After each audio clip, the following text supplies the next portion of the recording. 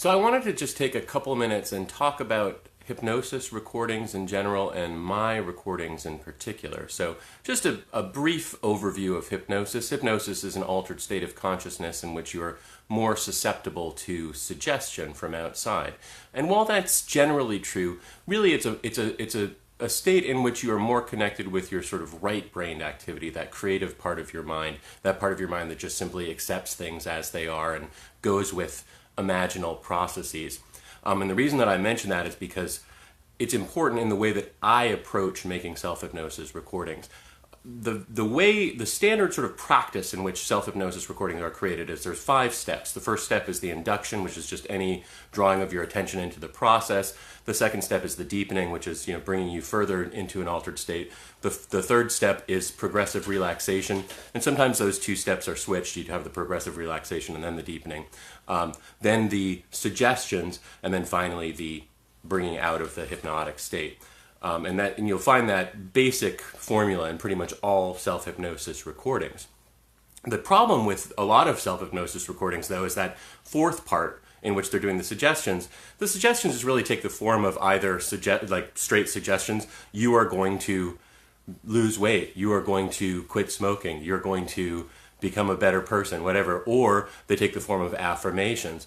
I am going to lose weight. I am going to be a better person. I am going to quit smoking.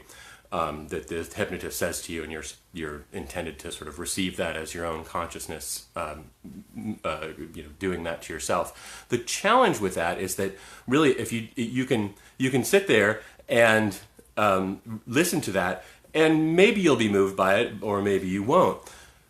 The way that I approach hypnosis recordings is that instead of just giving you a bunch of sort of suggestions, throwing ideas at you, I actually take you through a process of transformation within yourself. If you listen to any of my recordings, you'll see that that's the way that they function. You basically are led through a series of ideas and visions and so forth that will move your consciousness into new directions towards where it is that you really want to go. So inherently, my recordings are going to be more effective for you as long as you go along with the suggestions and follow through with them.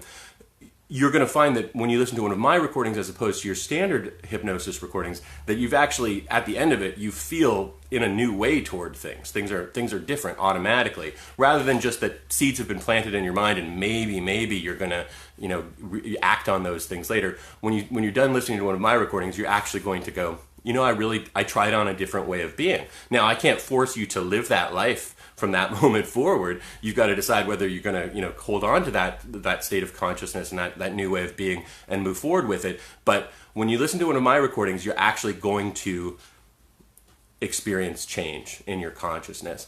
And so I've got a number of different kinds of recordings. Some of them are hypnosis recordings very directly. A lot of them are sort of guided meditations, but they all have that same philosophy to them, which is that I want your consciousness to be transformed by the experience and not merely just throw a bunch of suggestions at you. So hopefully you'll get the opportunity to listen to one of my recordings one day and see exactly what it is that I'm talking about.